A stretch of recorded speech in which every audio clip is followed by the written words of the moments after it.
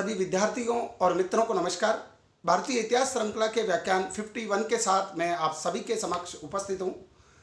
भारतीय इतिहास के अंतर्गत आज जिस विषय बिंदु पर हम अपना व्याख्यान प्रारंभ करने जा रहे हैं, उस विषय बिंदु का शीर्षक है प्रमुख उग्र राष्ट्रवादी नेता लाल बाल पाल और अरविंद घोष। जैसा कि आप सभी जानते हैं कि हमने अपने पूर्ववर्ती व्याख्यानों में भारतीय राष्ट्रीय कांग्रेस की 1885 से 1905 ईस्वी तक की राजनीतिक गतिविधियों, राष्ट्रीय राजनीतिक नेतृत्व को दी गई उपलब्धियां और भारतीय स्वतंत्रता संग्राम में उनके जो प्रारंभिक योगदान थे उसके बारे में विस्तार से चर्चा की थी। साथ ही हमने जो 1885 से और 1905 ईस्वी तक कांग्रेस की जो गतिविधियां हैं, जो रणनीतियां हैं और औपनिवेशिक शासन के खिलाफ जो संघर्ष करने के तरीके को नरमपंथी राजनीति का नाम दिया या हमने उसे उदारवादी दौर के नाम से जाना। लेकिन इसी के पैरेलल 1890 के दशक से ही कांग्रेस में एक आक्रामक विचारधारा का समर्थन करने वाले राष्ट्रवादियों का एक समूह है, वो उभर कर आता है। और शुरुआत में भारतीय राष्ट्रीय कांग्रेस पर बेशक नरमपंथी या उदारपंथी विचारधारा का प्रभुत्व रहा हो, लेकिन 1890 के दशक से ही जैसे लाल बाल पाल की तिकड़ी के माध्यम से भारतीय राष्ट्रीय कांग्रेस के अंदर एक आक्रामक विचारधारा का औपनिवेशिक शासन के खिलाफ अपने राजनीतिक अधिकारों की लड़ाई के लिए एक सशक्त प्रतिरोध की नीति को समर्थन करने वाले राष्ट्रवादी नेताओं का भी उभार होने लग गया था। हमने अपने व्याख्यान क्रमांक 50 के अंतर्गत उग्र राष्ट्रवादी जो राजनीति के तौर तरीके, उनके साधन और रणनीतियों पर विस्तार से बात की थी। और साथ ही हमने ये बात की थी कि बंगाल का जब विभाजन हुआ उसके खिलाफ जो एक स्वदेशी आंदोलन हुआ, तो 1905 ईस्वी में भारतीय राष्ट्रीय कांग्रेस के अंदर उग्र राष्ट्रवादी विचारधारा है वो प्रमुखता से अभिव्यक्त होती है। लेकिन भारतीय राष्ट्रीय कांग्रेस के अंदर इस उग्र राष्ट्रवादी विचारधारा को इसको विकसित करने में, इसको एक सशक्त ब्रिटिश औपनिवेशिक शासन के खिलाफ प्रतिरोध के तरीके में विकसित करने में किन व्यक्तित्वों का, किन राष्ट्रवादी नेताओं का अहम योगदान रहा। तो आज के इस व्याख्यान में हम भारतीय राष्ट्रीय कांग्रेस के अंदर उग्र राष्ट्रवादी विचारधारा को आगे बढ़ाने वाले या औपनिवेशिक शासन के खिलाफ निष्क्रिय प्रतिरोध और संवैधानिक तरीकों से इतर जाकर के गैर संवैधानिक तरीकों के माध्यम से का सहारा लेकर के अपने राजनीतिक अधिकारों की मांग के लिए जो एक विचारधारा, जो एक प्रतिरोध का स्वर उभरा, उस प्रतिरोध के स्वर को गति देने में किन महान राष्ट्रवादी नेताओं की अहम भूमिका रही, उसी के अंतर्गत हम उग्र राष्ट्रवादी नेताओं, जिन्हें लाल बाल पाल के मशहूर तिकड़ी के नाम से जाना जाता है, साथ ही हम अरविंद घोष के बारे में विस्तार से बात करने जा रहे हैं। आखिरकार कि बाल गंगाधर तिलक की शख्सियत क्या थी, विपिन चंद्र पाल की शख्सियत क्या थी, लाला लाजपत राय ने भारत के राष्ट्रीय आंदोलन में किस प्रकार से योगदान दिया, और साथ ही हम बात करेंगे अरविंद घोष के क्रांतिकारी विचारों की, उनके आध्यात्मिक दर्शन के बारे में। तो आज का हमारा व्याख्यान है इन्हीं चार प्रमुख उग्र राष्ट्रवादी नेताओं की, इनकी शख्सियत, इनके व्यक्तित्व और भारतीय राष्ट्रीय आंदोलन को इनके द्वारा दिए गए योगदान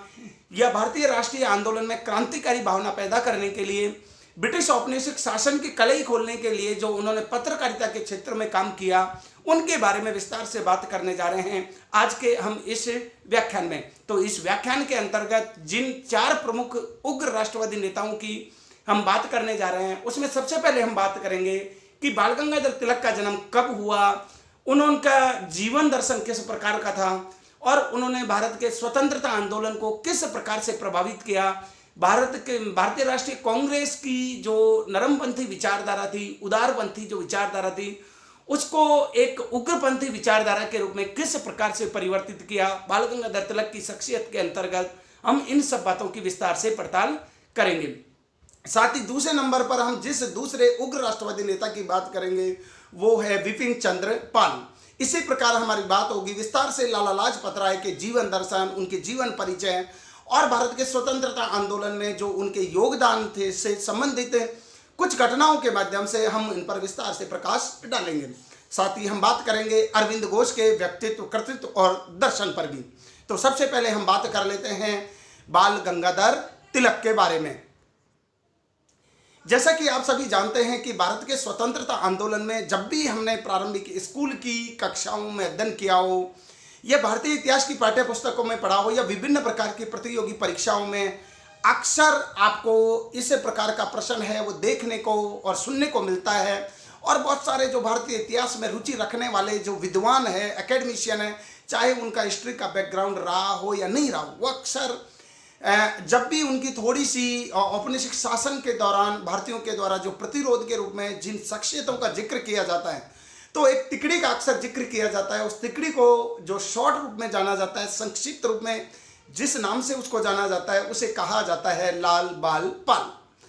लाल बाल पाल ये तीन शख्सियतों का एक मिला जुला नाम है जो उनके लोकप्रिय नाम से जाने जाते हैं। इसमें लाल का तात्पर्य यहाँ पर लाल का तात्पर्य लाला लाजपत राय से है, बाल का तात्पर्य बाल गंगाधर तिलक से है और पाल का तात्पर्य यहाँ पर विपिन चंद्र पाल से। तो उसी तिकड़ी के प्रमुख स्तंभ के रूप में सबसे पहले हम बात करने जा रहे हैं बाल गंगाधर तिलक, जिसे बाल के नाम से भी जाना जाता है भारतीय इतिहास में और भारत के लोकमानस में, जिन्हें लोकमान्य के नाम से भी जाना जाता है। 1856 ईस्वी में बाल गंगाधर तिलक का जन्म होता है। 1920 ईस्वी में अपनी मृत्यु को प्राप्त होने तक उन्होंने भारत के राजनीतिक क्षेत्र को और औपनिवेशिक शासन के खिलाफ एक भारतीयों की आवाज़ को बुलंद करने में एक महत्वपूर्ण योगदान दिया। तो बाल गंगाधर तिलक 1856 से 1920 ईस्वी की काल अवधि का उनका जीवन अवधि रहती है। अगर हम इसके जीवन परिचय पर अगर हम बात करें तो महाराष्ट्र के रत्नागिरी जिले में चिखली गांव में 1856 ईस्वी में एक उच्च वर्गीय चित पावन ब्राह्मण परिवार में उनका जन्म होता है। और इनके जो परिवार की जैसी पृष्ठभूमि थी, तो जो हम कहते हैं कि मराठों के पेशवा के यहाँ पर इनके पूर्वज है वो काफ़ी नौकरी करते थे। तो और इनके पिता अध्यापक थे, गणित से और कानून से इन्होंने स्नातक उपाधि हासिल की थी। बाल गंगाधर तिलक के पिता अध्यापक थे और एक अध्यापक पिता जब उनको विरासत में मिले और उनके जीवन के साथ ही जब उनके पिता एक अध्यापक के रूप में जुड़े हुए थे और उनके पूर्वज पेशवा के यहाँ पर एक नौकरी करते थे, तो बाल गंगाधर तिलक को बचपन से ही उनके पिता के द्वारा जैसे कि शिवाजी के शौर्य की गाथाओं को सुनाया गया और मराठा पेशवाओं के द्वारा या मराठा सरदारों की वीरतापूर्ण और साहसपूर्ण कार्यों से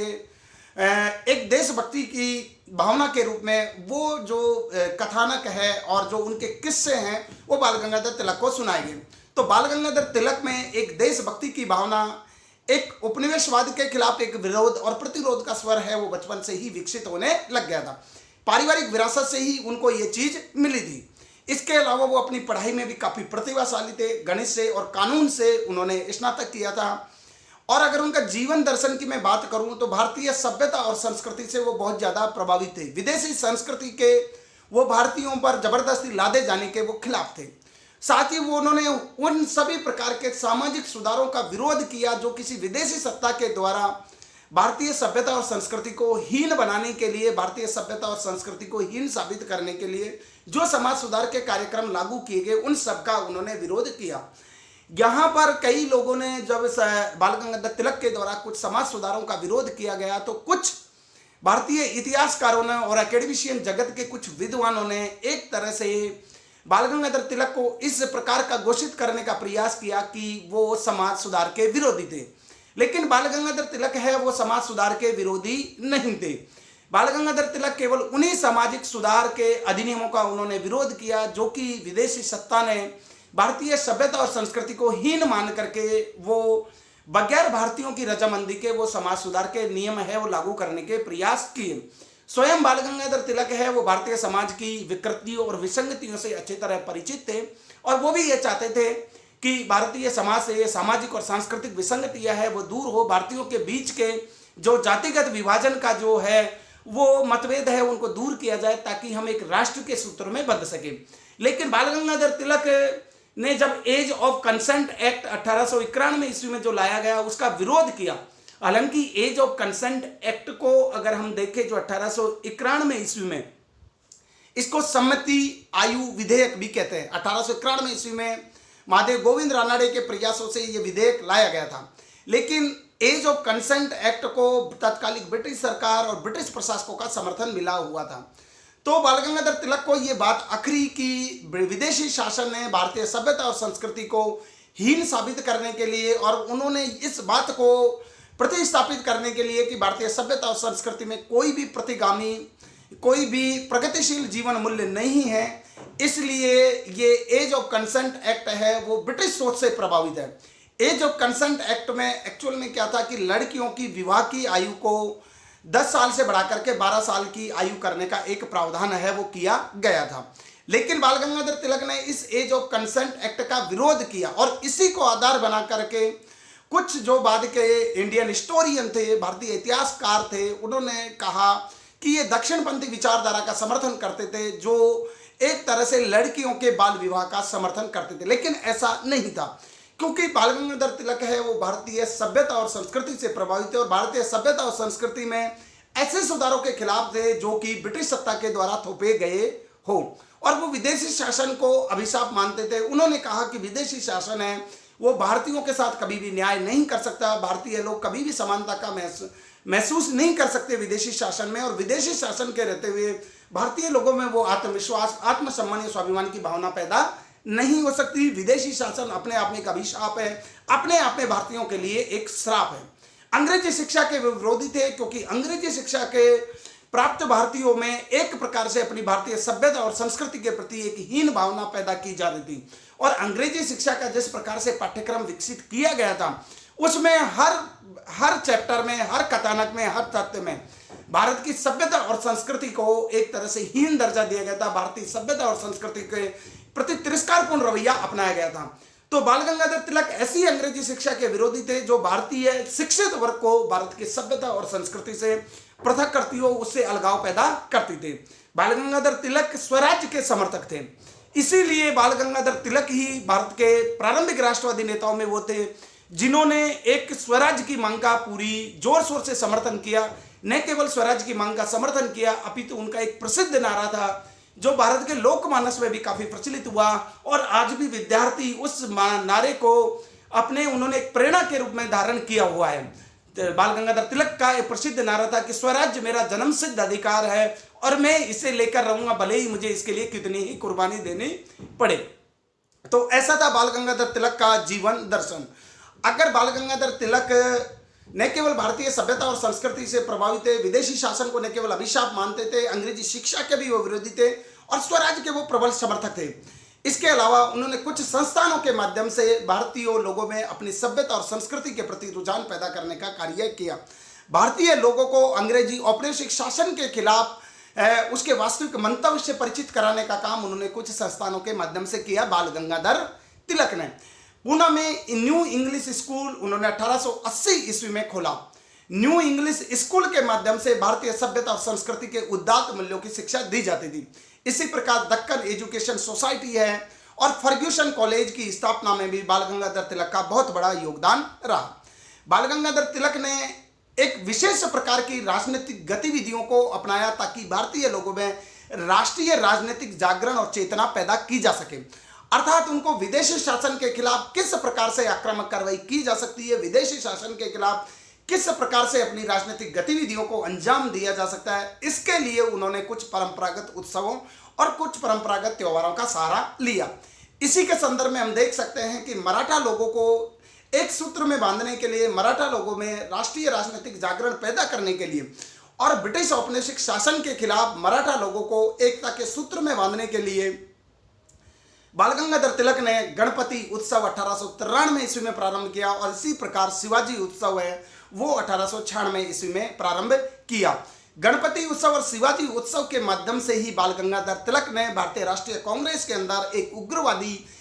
विचारों की एक प्रकार से नींव रख दी थी, अर्थात भारतीय राष्ट्रीय कांग्रेस के उदारवादी धड़े के द्वारा अपनाई जा रही नीतियों से वो बिल्कुल बेहद खफा थे और उनके जो विरोधी थे उनको लगता था कि ये एक राजनीतिक भिक्षावृत्ति है। अनुनय विनय की नीति से,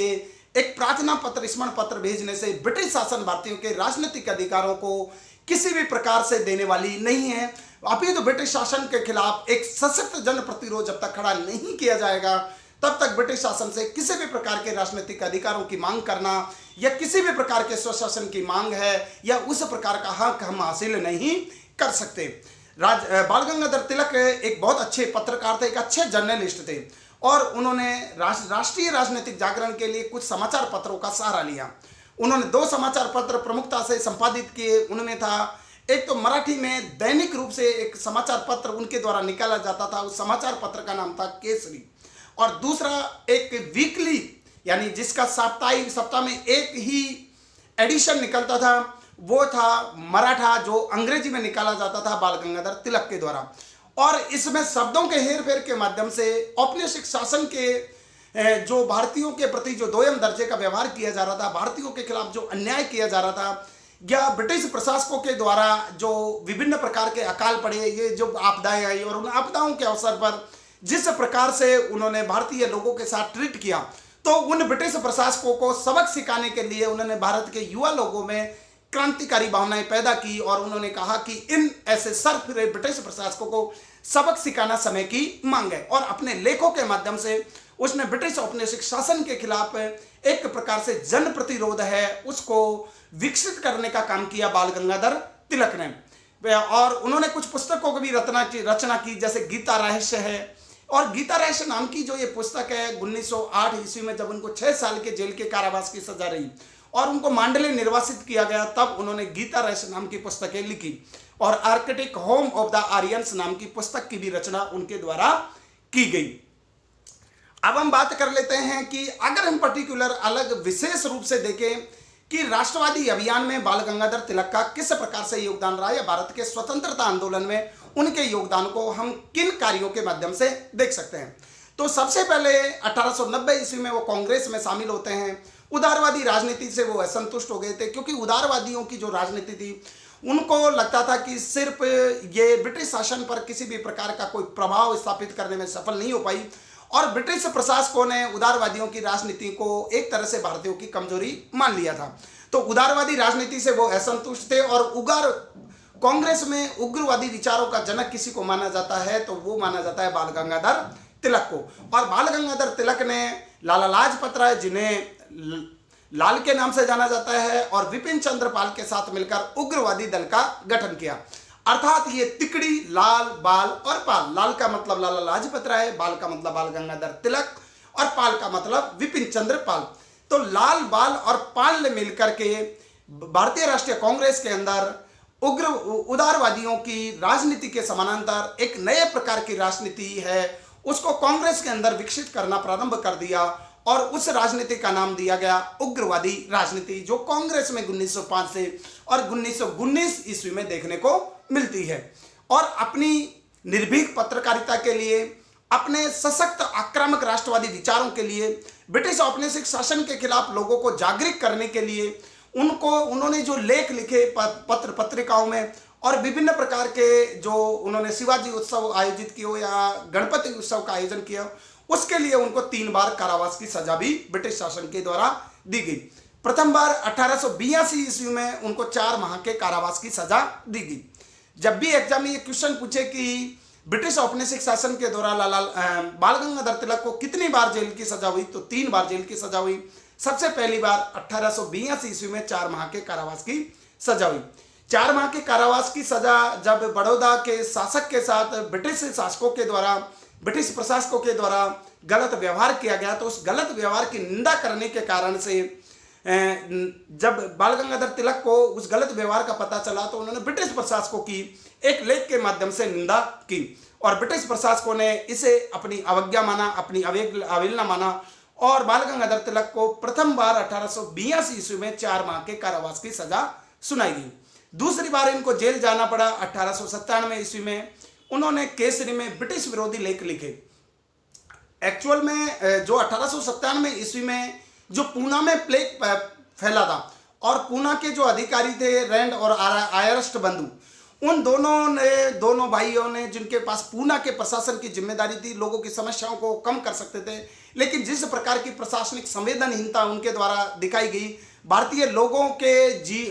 पीड़ित लोगों की दशा को सुधारने के लिए जिस प्रकार से उन्होंने उदासीनता प्रदर्शित की, उससे जो बाल गंगाधर तिलक है उसके मन में बहुत जबरदस्त क्षोभ पैदा हुआ, और उन्होंने केसरी के माध्यम से, केसरी उनका जो दैनिक समाचार पत्र था जो मराठी में निकलता था, उन्होंने उस लैंड और आयस्ट जो बंधु थे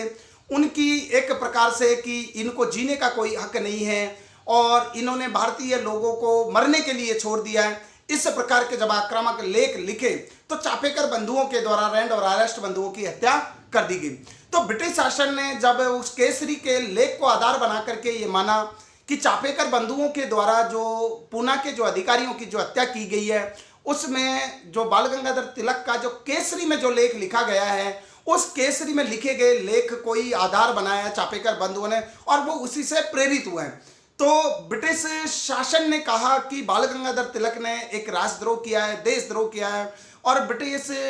शासन की स्थापित सत्ता के खिलाफ विद्रोह किया है। तो उन्होंने इसके लिए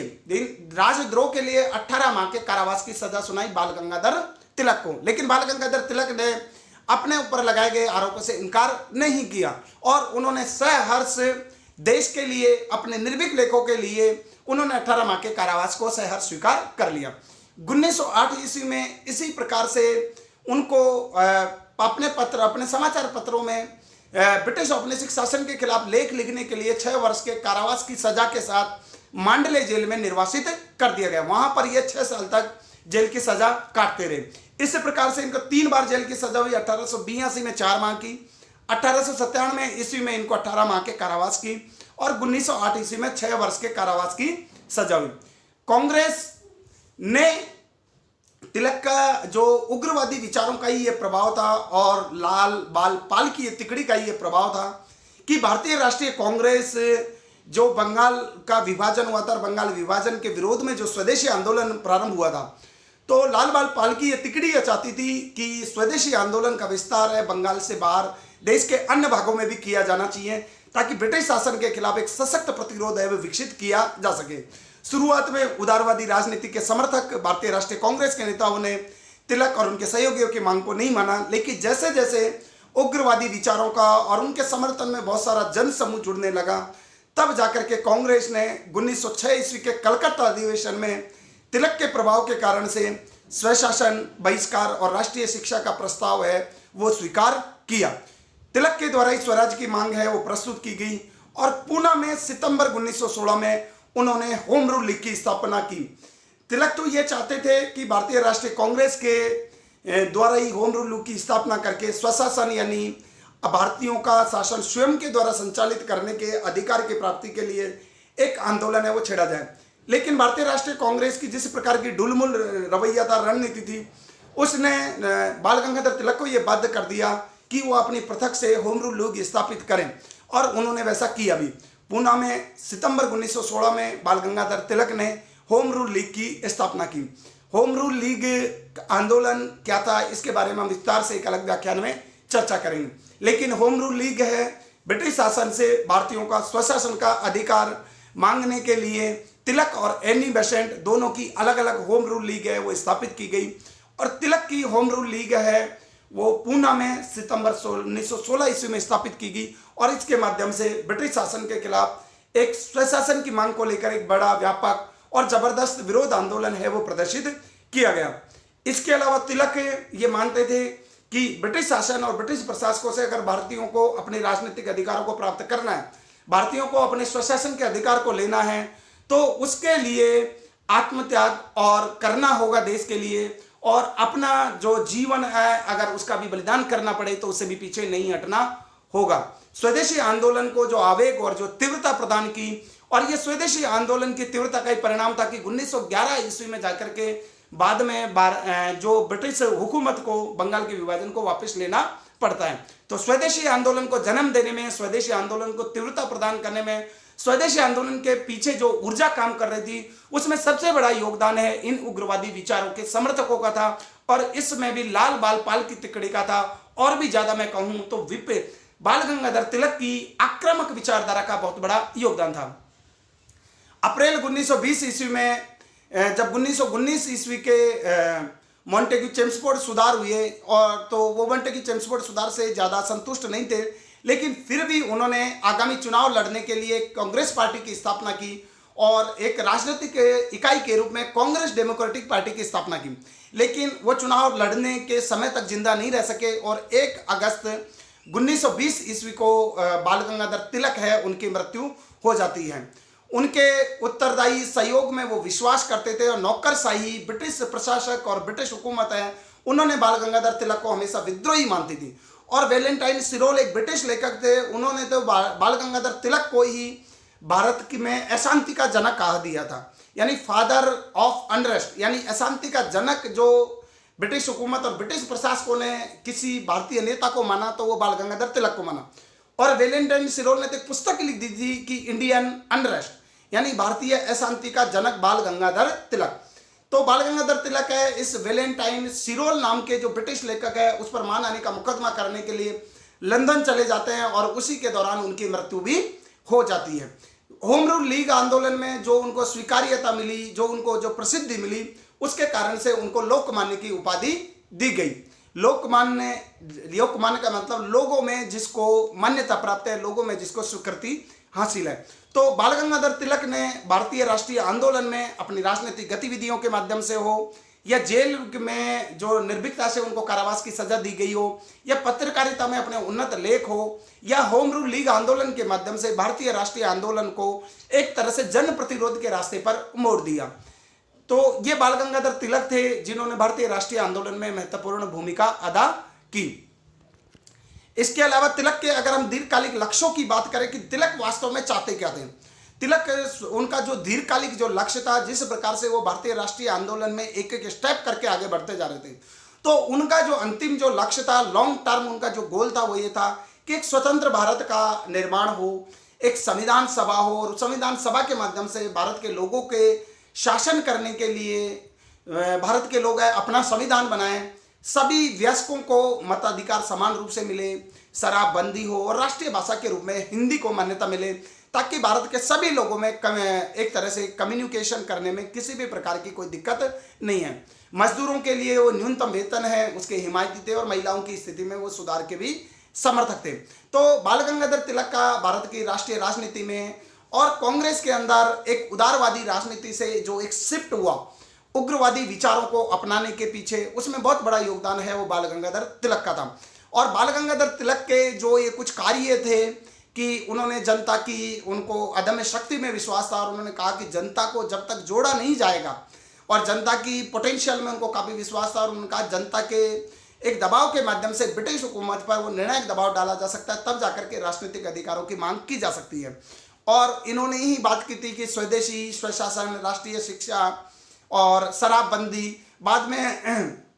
इसमें से महात्मा गांधी ने बाल गंगाधर तिलक के कुछ ये रचनात्मक कार्यक्रम, ये प्रतिरोध के कुछ तरीकों को अपने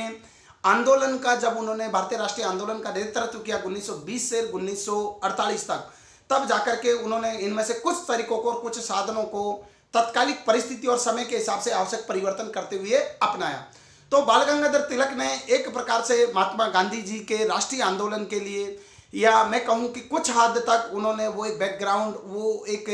आधार है वो तैयार कर दिया था, जिसने भारतीय राष्ट्रीय आंदोलन से एक सामान्य जनमानस को जोड़ने का अवसर प्रदान किया। और स्वदेशी आंदोलन में जो तिलक ने जो लीड किया उसमें विद्यार्थी और महिलाओं ने काफ़ी बढ़ चढ़ करके भाग लिया। लेकिन तिलक से पहले जो उदारवादी राजनीति थी, नरमपंथी राजनीति थी भारतीय राष्ट्रीय कांग्रेस के अंदर, उसमें उदारवादियों और नरमपंथियों को तो भारत की जो जनता है कि वो किसी भी प्रकार का आंदोलन कर सकती है, ब्रिटिश शासन का प्रतिरोध कर सकती है या अपने हक के लिए कोई लड़ाई लड़ सकती है, इसी में उनको विश्वास नहीं था। लेकिन तिलक को शुरू से भारतीय जनता की असीम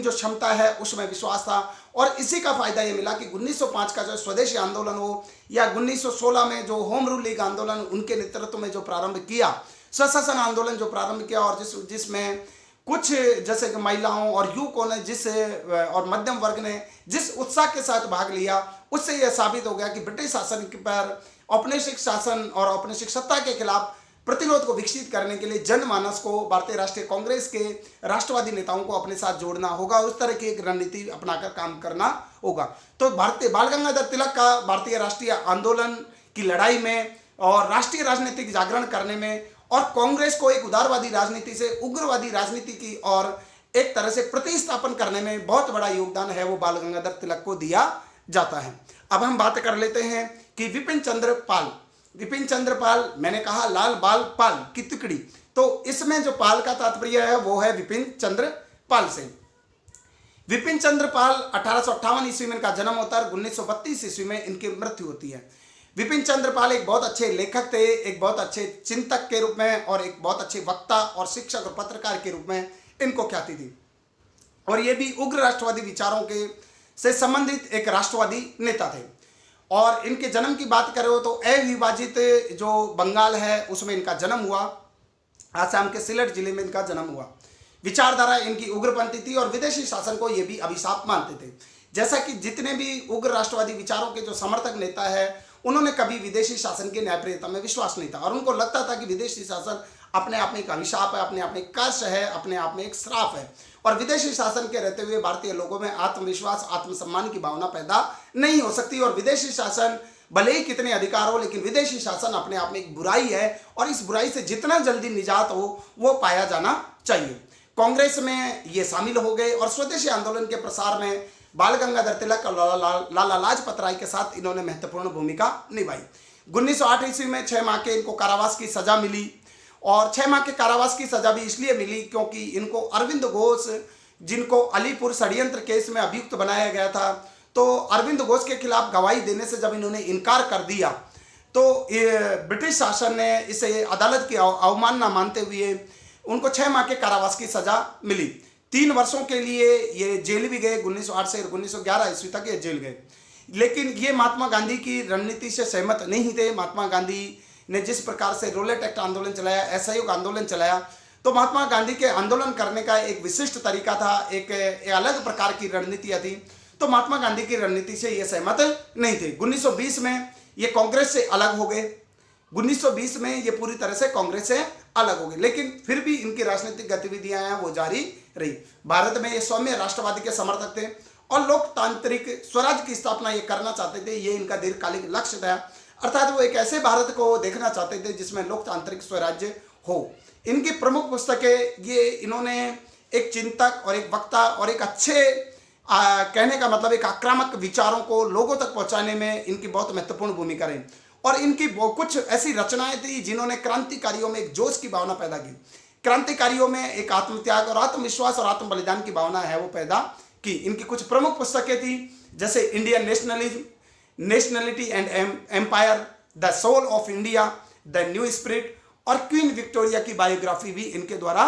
लिखी गई। तो विपिन चंद्र पाल ने भी उग्र राष्ट्रवादी विचारों से संबंधित एक राष्ट्रवादी नेता थे जिन्होंने अपने चिंतन, अपने लेखक और अपने कार्य से भारतीय राष्ट्रीय आंदोलन में बहुत महत्वपूर्ण योगदान दिया। अब हम बात कर लेते हैं लाला लाजपत राय की। लाला लाजपत राय का संबंध पंजाब प्रांत से है, अविभाजित भारत के पंजाब प्रांत से।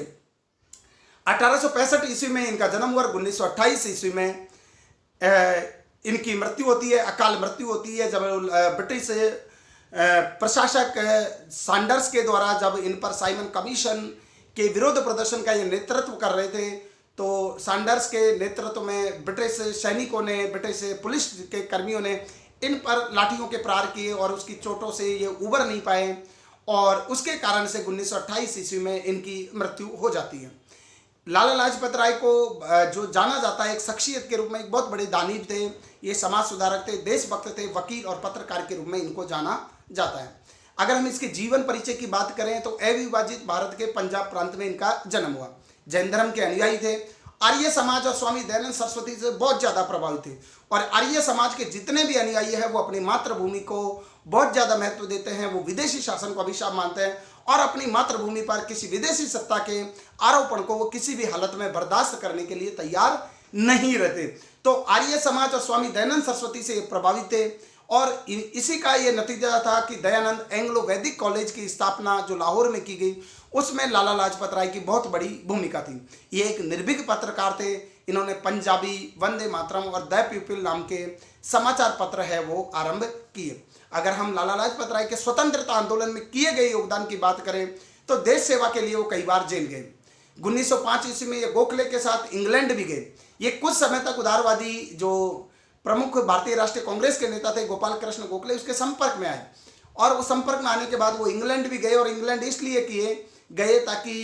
ब्रिटिश जनमत को भारतीय समस्याओं से उनको लगता था कि वो परिचित करवा देंगे और ब्रिटिश जनमत के द्वारा जो भारत के ब्रिटिश प्रशासक को ब्रिटिश हुकूमत पर दबाव डाल करके भारतीयों को उनके वाजिब राजनीतिक अधिकार है वो दिलवाए जा सकेंगे। 1905 ईस्वी में गोपाल कृष्ण गोखले के साथ इंग्लैंड गए, लेकिन ब्रिटिश जनमत पर वो किसी भी प्रकार का कोई प्रभाव स्थापित नहीं कर पाए और भारतीयों के हक में किसी भी प्रकार के कोई संवैधानिक सुधार है वो लागू नहीं किए गए। तो उन्होंने अपनी विचारधारा के रूप में एक उग्रवादी विचारधारा का समर्थन किया, उग्रवादी विचारों को अपनाया और लाल बाल पाल में उन्होंने भारतीय राष्ट्रीय आंदोलन में, भारतीय राष्ट्रीय कांग्रेस में उग्रवादी विचारधारा को स्थापित किया। उन्होंने ये कहा, लाला लाजपत राय का मानना था कि हमें ब्रिटिश शासन की न्यायप्रियता से कुछ मिल जाएगा या उदारवादियों की या नरमपंथियों की राजनीति से हमें कुछ मिल जाएगा। ब्रिटिश शासन केवल स्मरण पत्र, आवेदन पत्र या सार्वजनिक सभा में जो भाषणबाजी करने से हमारे स्वशासन या स्वराज के लिए कुछ करेगी या भारतीयों को अभिव्यक्ति की स्वतंत्रता, प्रेस की स्वतंत्रता जैसे अधिकार मिलेंगे, ऐसी कल्पना करना बेमानी है। लाला लाजपत राय का मानना था कि भारतीयों को अपनी स्वतंत्रता के लिए स्वयं प्रयास करना होगा। यहाँ पर स्वयं प्रयास के साथ साथ एक बात का आह्वान और किया गया था लाला लाजपत राय के द्वारा, वो ये था कि जब तक हम आत्मत्याग, आत्म बलिदान और देश के लिए अपना सर्वस्व न्यौछावर करने की भावना को अपना नहीं लेते, तब तक भारतीय लोग हैं वो अपनी स्वतंत्रता का स्वाद है वो नहीं चख पाएंगे। तो लाला लाजपत राय का मानना था कि अपनी स्वतंत्रता के लिए हमें स्वयं प्रयास करना होगा। 1907 ईस्वी में तिलक ने जो अधिवेशन होने वाला था भारतीय राष्ट्रीय कांग्रेस का, उसके लिए लाला लाजपत राय के नाम को आगे बढ़ाया, लेकिन उदारवादी और नरमपंथियों का भारतीय राष्ट्रीय कांग्रेस पर इतना जबरदस्त प्रभाव था कि लाला लाजपत राय है 1907 के अधिवेशन के अध्यक्ष नहीं बन पाए। 1914 ईस्वी में फिर ये इंग्लैंड और अमेरिका गए, फिर एक बार एक प्रयास किया कि किसी तरह से अमेरिका के शासकों को, अमेरिका के जो प्रशासक थे और ब्रिटिश के प्रशासकों पर किस तरह से भारतीय समस्याओं के प्रति उनको परिचित करवा करके, एक तरह से दबाव बनवा करके भारतीयों के स्वशासन के लिए कुछ अधिकार हासिल कर लिए जाएंगे। लेकिन लाला लाजपत राय को फिर वापस एक निराशा हाथ लगी और वो वापस भारत में आ गए। 1920 ईस्वी में कलकत्ता अधिवेशन के ये अध्यक्ष बनाए गए। प्रारंभ में ये गांधी जी के आंदोलन करने की रणनीति के खिलाफ थे। प्रारंभ में असहयोग आंदोलन जो गांधी जी ने प्रारंभ किया उसके भी ये विरोधी थे, लेकिन कुछ समय के बाद उन्होंने असहयोग आंदोलन में गांधी जी का साथ दिया। और जब बाद में 1922 ईस्वी में चोरी चोरा कांड की एक घटना के कारण से गांधी जी ने तात्कालिक परिस्थितियों का अवलोकन करते हुए उस असहयोग आंदोलन को वापस ले लिया, तो इससे ये बहुत बड़े दुखी हुए और व्यथित हुए और उनको वो एक तरह से गांधी जी के विरोधी हो गए और उनको लगा कि देश की जनता के साथ बहुत बड़ा धोखा है वो गांधी जी के द्वारा किया गया है। और इसी को लेकर के उन्होंने मोतीलाल नेहरू और चित्तरंजन दास के साथ मिलकर के स्वराज दल के साथ वो जुड़ गए। इसके अलावा लाला लाजपत राय अपने व्यक्तिगत विचार में वो धर्मनिरपेक्ष थे, धर्म सहिष्णु थे, लेकिन वो हिंदुओं के हितों की कीमत पर, अल्पसंख्यकों के हितों की कीमत पर हिंदुओं के हितों को बलिदान कर दिया जाए, इसके भी वो विरोधी थे। और इसलिए उन्होंने हिंदुओं के अधिकारों की रक्षा के लिए हिंदूवादी संगठन आंदोलन से वो जुड़ गए और मदन मोहन मालवीय के साथ उन्होंने हिंदूवादी संगठन और हिंदुओं के राजनीतिक संगठन को बढ़ावा देने का काम है वो किया।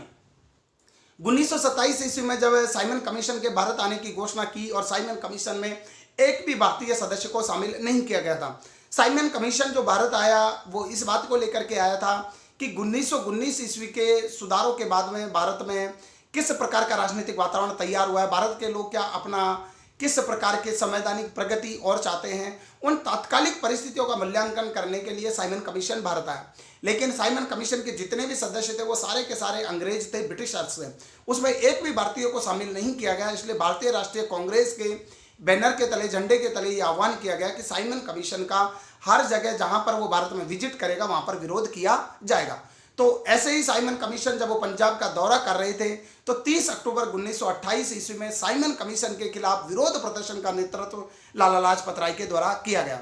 और लाला लाजपत राय के ने जब विरोध प्रदर्शन का नेतृत्व किया तो उस समय जो जहां पर ये विरोध प्रदर्शन किया वहां के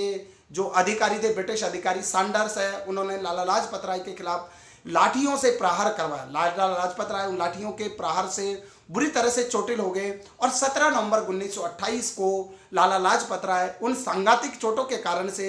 जो सैंडर्स के नेतृत्व में ब्रिटिश पुलिस और ब्रिटिश सैनिकों ने उन पर की थी, उनके कारण से 17 नवंबर 1928 को वो शहीद हो गए। लेकिन लाला लाजपत राय का युवाओं में और क्रांतिकारियों में काफ़ी प्रभाव था। 17 नवंबर 1928 को जब लाला लाजपत राय है इस प्रकार से शहीद हो गए तो उस समय जो भारत की जो क्रांतिकारी गतिविधियां संचालित थी उसमें भगत सिंह, सुखदेव, राजगुरु और चंद्रशेखर आजाद ने यह निश्चय किया कि ऐसे जो निर्दयी और निरंकुश ब्रिटिश अधिकारी है सैंडर्स को सबक सिखाया जाना आवश्यक है। और इसके ठीक एक महीने बाद अर्थात 17 दिसंबर 1928 को सैंडर्स को इन 3 भारत के क्रांतिकारी नेताओं के द्वारा यानी सुखदेव, भगत सिंह और राजगुरु के द्वारा गोलियों से भून दिया गया, उनको मौत के घाट उतार दिया गया और उन्होंने लाला लाजपत राय की शहादत का बदला लिया। तो युवाओं में और जो जोशीले उग्र राष्ट्रवादी विचारों के जो समर्थक युवाओं में इन लाला लाजपत राय की जो देशभक्ति है, उनका भारतीय स्वतंत्रता संग्राम में जो उनका आंदोलन में जो उनका योगदान था वो बड़ा महत्वपूर्ण था। इसी से प्रेरित होकर के भगत सिंह, सुखदेव और राजगुरु ने सैंडर्स की हत्या की और बाद में इसी मुकदमे को, इसी हत्या को आधार बना करके उनको फांसी के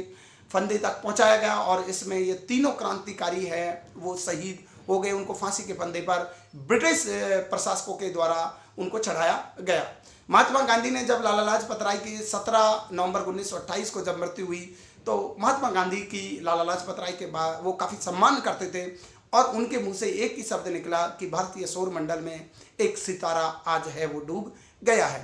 तो व्यक्तिगत मतभेद थे रणनीति को लेकर के, लेकिन लाला लाजपत राय भी गांधी जी का सम्मान करते थे और महात्मा गांधी भी लाला लाजपत राय की जो देशभक्तिपूर्ण उनकी जो भावना थी, देश के लिए जो कार्य कर रहे थे, जिस प्रकार से राष्ट्रवादी विचार उनमें कूट कूट करके भरे हुए थे, उसका बहुत सम्मान कर रहे थे। और इसीलिए महात्मा गांधी को उनकी मृत्यु पर यह कहना पड़ा कि भारतीय सौरमंडल में आज एक सितारा है वो डूब गया है। तो लाला लाजपत राय के अगर हम कुछ प्रमुख संस्थान और संगठनों की बात करें जो उनके द्वारा स्थापित किए, तो पीएनबी यानी पंजाब नेशनल बैंक लक्ष्मी बीमा कंपनी की स्थापना लाला लाजपत राय के द्वारा की गई। लाला हंसराज और कैलाश चंद्र दीक्षित के साथ जो आज हमें विभिन्न प्रकार के दयानंद एंग्लो वैदिक विद्यालयों की जो श्रृंखला दिखाई देती है, उसमें बहुत बड़ा योगदान उनकी स्थापना के पीछे लाला लाजपत राय का था। और लाला लाजपत राय ने हिंदी की भी पूरे मन से सेवा की, पूरी निष्ठा के साथ सेवा की। उन्होंने श्री कृष्ण के हो, राम जी के हो या शिवाजी के, हिंदी में उन शख्सियतों को, इन व्यक्तित्वों के जीवन चरित्र है, हिंदी में उनकी रचनाएं की। और इसके अलावा वो ये चाहते थे कि हिंदी को राष्ट्रीय भाषा के रूप में घोषित कर दिया जाए और हिंदी को पूरे देश की भाषा घोषित करने के लिए उन्होंने एक हस्ताक्षर अभियान भी चलाया। तो लाला लाजपत राय की हिंदी के प्रति जो की गई सेवा थी वो बहुत ज़्यादा अमूल्य थी, वो अतुलनीय है, उसके योगदान को हम भुला नहीं सकते। लाला लाजपत राय एक अच्छे ऑरेटर भी थे, एक अच्छे वक्ता भी थे, एक अच्छे जर्नलिस्ट भी थे, पत्रकार भी थे और इसके साथ एक अच्छे लेखक भी थे। उनकी प्रमुख रचनाओं की अगर मैं बात करूं तो दुखी भारत 1928 ईस्वी में उन्होंने एक पुस्तक की रचना की। उस पुस्तक का नाम था, जिसका अंग्रेजी में अनुवाद किया गया अनहैप्पी इंडिया के नाम से। यंग इंडिया भी उनकी पुस्तक थी। इंग्लैंड डेबिट टू इंडिया ये भी इनकी एक पुस्तक थी। The political future of India ये भी इनकी एक रचना थी। और the story of my life जो कि लाला लाजपत राय की आत्मकथा थी, इन पुस्तकों की रचना लाला लाजपत राय के द्वारा की गई। अब हम बात कर लेते हैं अरविंद घोष। 1872 ईस्वी में इनका जन्म होता है, 1950 ईस्वी में इनकी मृत्यु होती है। अरविंद घोष का जन्म जिस दिन भारत का स्वतंत्रता दिवस मनाया जाता है 15 अगस्त अरविंद घोष का जन्म तिथि है। 1872 ईस्वी में 15 अगस्त 1872 ईस्वी को अरविंद घोष का जन्म हुआ बंगाल में। भारत के वो बहुत बड़े स्टेटमेंट से एक दार्शनिक, एक महर्षि के नाम में जाने जाते हैं। उनका जो आध्यात्मिक दर्शन था, उनके लिए उनको आज दुनिया भर में उनके बहुत सारे फॉलोअर्स हैं। योग गुरु के रूप में उनको ख्याति है, एक अच्छे शिक्षक के रूप में वो अरविंद घोष है वो जाने जाते हैं। अरविंद घोष भारत के स्वतंत्रता आंदोलन में उग्रवादी विचारों के समर्थक थे और इनके पिता डॉक्टर थे। अगर हम इनके संक्षिप्त जीवन परिचय पर अगर एक दृष्टिपात करें, उन पर एक विचार करें, तो इनके पिता डॉक्टर थे। साथ इनके पिता ये चाहते थे कि अरविंद घोष है उसको अच्छी शिक्षा दिलाई जाए और वो ब्रिटिश हुकूमत और ब्रिटिश प्रशासन में एक उच्च पद पर जाकर के सेवाएं दे। 7 वर्ष की उम्र में इसी उद्देश्य के साथ में उनको इंग्लैंड भेज दिया गया और पिता की आकांक्षाओं और अपेक्षाओं के अनुरूप 18 वर्ष की उम्र में उन्होंने ICS की परीक्षा भी पास की। इनके पास इसके अलावा अंग्रेजी, जर्मन, फ्रेंच, ग्रीक और लैटिन भाषाओं में भी उनको काफ़ी निपुणता हासिल हो गई थी। लेकिन अरविंद घोष में वो भी उग्रवादी विचारों के समर्थक थे, विदेशी शासन को अभिशाप मानते थे और अरविंद घोष ही वो पहले व्यक्ति थे जिन्होंने इस देश की वंदना एक माता के रूप में की और उन्होंने इस देश को भारत माता के रूप में संबोधित किया और भारत माता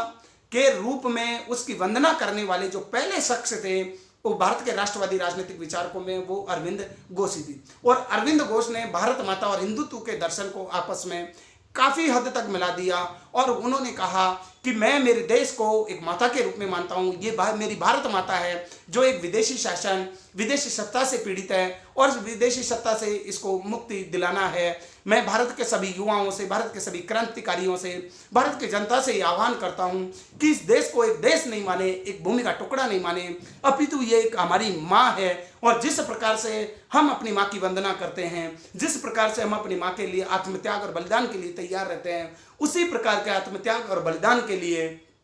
हमें तैयार रहना होगा। इस प्रकार की जो सोच है वो अरविंद घोष ने भारत के राष्ट्रीय आंदोलन में पैदा की और आज भी शायद वो उन्हीं की सोच का परिणाम है कि आज हमारे देश को, अगर पूरी दुनिया में किसी देश को माता के रूप में अगर वंदनीय स्थान प्राप्त है तो वो है भारत देश। भारत एक देश नहीं है, भारत को भारत माता के रूप में पूजा जाता है। और जब हम माता के रूप में किसी देश की वंदना कर रहे हैं तो उसके प्रति जो हमारा आत्मिक लगाव, एक आत्मत्याग और बलिदान की भावना स्वतः स्फूर्त रूप से पैदा हो जाती है। ये एक हमारी एक मानसिक जो चेतना है उसकी चरम स्थिति को भी दर्शाता है अपने देश के प्रति। जिस बड़ौदा रियासत में अगर मैं बात करूं कि इनके प्रारंभ में कार्य क्या थे, तो बड़ौदा रियासत में 1856 से 1905 ईस्वी तक इन्होंने शिक्षा शास्त्री के रूप में, प्राध्यापक के रूप में, वाइस प्रिंसिपल के रूप में और निजी सचिव के रूप में ये काम किया। ये अपने कभी निजी साहब को नहीं रखते थे, लेकिन विश्व की प्रथम आर्थिक विकास योजना बनाने का श्रेय अगर किसी व्यक्ति को दिया जाता है तो वो दिया जाता है महर्षि अरविंद घोष को। और उनकी जो प्रथम आर्थिक विकास की जो योजना बनाई गई उसको बड़ौदा रियासत ने बहुत अच्छे ढंग से लागू किया और उसके एक सार्थक परिणाम हुए। बड़ौदा रियासत भारत की सबसे समृद्ध रियासतों में गिनी जाती थी और उसका शासक वो काफ़ी उदारवादी और प्रगतिशील सोच वाले व्यक्ति थे। तो जब भी हम अगर एग्जाम में ये बात करें कि विश्व की प्रथम आर्थिक विकास योजना बनाने के असर भारत के किस राष्ट्रवादी राजनेता को दिया जाता है तो वो थे अरविंद घोष। और अरविंद घोष की जो आर्थिक विकास की जो योजना, चूंकि बड़ौदा रियासत को अपनी सेवाएं दे रहे थे, शिक्षा शास्त्री के रूप में उन्होंने सेवाएं दी थी, प्राध्यापक के रूप में दी थी, वाइस प्रिंसिपल के रूप में दी थी और बड़ौदा रियासत के जो शासक हैं उसके निजी सेक्रेटरी के रूप में इन्होंने काम किया था। और आर्थिक विकास की जो योजना बनाई उसको बड़ौदा रियासत में लागू किया गया और बड़ौदा रियासत के लिए उसके काफ़ी अच्छे परिणाम सबके सामने प्रकट हुए। अगर हम उसकी राष्ट्रवादी गतिविधियों की बात करें अरविंद घोष की, तो युवा अवस्था में ही वो क्रांतिकारी गतिविधियों के रूप में उन्होंने भाग लिया। बाद में वो योगी बन गए, पांडिचेरी में उन्होंने आश्रम स्थापित किया, वेद उपनिषद और ग्रंथों पर जो उनकी जो टीकाएं लिखी उन्होंने उनको एक प्रकार से अमृतत्व की स्थिति है वो प्रदान कर दी। उग्र राष्ट्रवादी थे विचारों से, बंग विरोधी आंदोलन में लाल बाल पाल के साथ इन्होंने भाग लिया। और सूरत में जब कांग्रेस का विभाजन हो गया और नरमपंथी और गर्मपंथी धड़े दोनों अलग हो गए तो इन उग्र राष्ट्रवादी विचारधारा वाले नेताओं की एक बैठक, इस बैठक की अध्यक्षता 1907 ईस्वी में वो अरविंद घोष ने की थी। सूरत कांग्रेस के बाद राष्ट्रवादी नेताओं के साथ जो बैठक की अध्यक्षता की वो अरविंद घोष के द्वारा की गई। ब्रिटिश सरकार ने उनके जो क्रांतिकारी विचार है उनके कारण से 2 मई 1908 को 40 युवकों के साथ उनको गिरफ्तार कर लिया, क्योंकि अरविंद घोष ने जिस प्रकार से कहा था कि भारत माता आज पीड़ित है, भारत माता आज शोषित है, विदेशी शासन के द्वारा इसका शोषण किया जा रहा है, इसलिए हमें हर संभव तरीके का उपाय अपनाना होगा ताकि विदेशी सत्ता को समाप्त किया जा सके। उसी दौरान भारत में कुछ क्रांतिकारी गतिविधियां तेजी से फैल रही थी और कुछ ब्रिटिश प्रशासकों को इन क्रांतिकारियों के द्वारा निशाना भी बनाया गया। तो ब्रिटिश प्रशासकों ने अरविंद घोष के जो क्रांतिकारी विचार थे उसको इसके लिए काफ़ी हद तक जिम्मेदार ठहराया। तो ब्रिटिश सरकार ने उन क्रांतिकारी विचारों को, क्रांतिकारी संगठन, क्रांतिकारी गतिविधियों के दमन करने के लिए 2 मई 1908 को 40 युवकों के साथ अरविंद घोष को भी गिरफ्तार कर लिया। और जिस केस के तहत उनको गिरफ्तार किया गया वो केस जाना गया इतिहास में अलीपुर षड्यंत्र केस के नाम से जाना गया। अरविंद घोष के खिलाफ विपिन चंद्र पाल को भी गवाही देने के लिए बाध्य किया, लेकिन विपिन चंद्र पाल ने भी जब उनको गवाही नहीं दी तो उनको 30 साल के जेल के कारावास की सजा हुई। और चित्तरंजन दास ने अलीपुर षड्यंत्र केस में अरविंद घोष का मुकदमा लड़ा और बड़ी बेहद खूबसूरती के साथ, तर्कों के साथ उन्होंने ब्रिटिश शासन के द्वारा जो अरविंद घोष के खिलाफ जो भी एलिगेशन लगाए गए थे उन सारे एलिगेशन को उन्होंने एक एक करके उनको विच्छेदित कर दिया, उनको काट दिया। और 1 साल के कारावास के बाद में अरविंद घोष है वो जेल से रिहा हुए। जेल से रिहा होते ही जेल में रहने के दौरान ही उन्होंने अपने, एक प्रकार से मैं कहूँ कि उन्होंने अपने आध्यात्मिक दर्शन है उसको विकसित किया और उनका एक हिंदुत्व की अवधारणा, हिंदुत्व की जो दर्शन है उसकी नींव रखी। उन्होंने जेल में 1 साल के अपने जो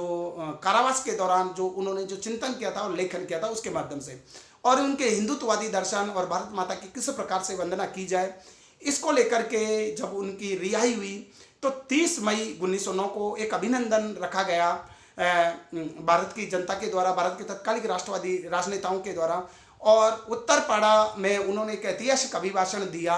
अरविंद घोष ने, जिसे उत्तरपाड़ा अभिभाषण के नाम से जाना जाता है। इस उत्तरपाड़ा अभिभाषण में इन्होंने हिंदुत्व दर्शन, हिंदू धर्म और भारत माता की वंदना के बारे में विस्तार से बात की। इन्होंने एक तरह से अग्निवर्षी जो एक पत्रिका निकाली, जिसमें ब्रिटिश शासन के खिलाफ है उसकी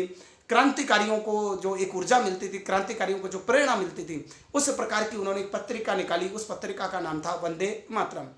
और इस वंदे मातरम नाम के समाचार पत्र का संपादन तो किया लाला लाजपत राय ने, लेकिन प्रमुख पत्रिका जो वंदे मातरम नाम से जो पंपलेट जो प्रकाशित किया, वो उसका श्रेय दिया जाता है अरविंद घोष को। अरविंद घोष एक बहुत अच्छे लेखक भी थे और उन्होंने कुछ प्रमुख पुस्तकों की रचना की। वो थी the mother, letters on yoga, Savitri, yoga समन्वय, वंदे मातरम, कारा काहिनी, धर्म और जातीयता जैसी पुस्तकों की उनके द्वारा रचना की गई।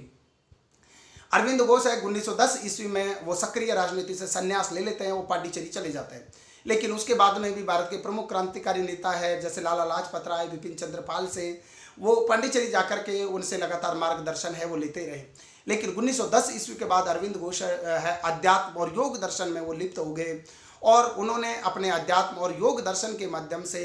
उन्होंने जो भारत की जो वंदना की और भारत में एक दार्शनिक के रूप में जो उन्होंने ख्याति प्राप्त की, उसकी दर्शन परंपरा से प्रभावित आज भी विश्व में बहुत सारे अनुयायी हैं वो अरविंद घोष के दर्शन को फॉलो करते हैं। तो अरविंद घोष ने जो देश को एक भारत माता के रूप में दर्जा देकर के क्रांतिकारियों के लिए उनकी जो वंदे मातरम पुस्तक है एक प्रेरणा का काम किया। उन्होंने समय समय पर अरविंद घोष की इस पुस्तक को आधार बनाया। तो अरविंद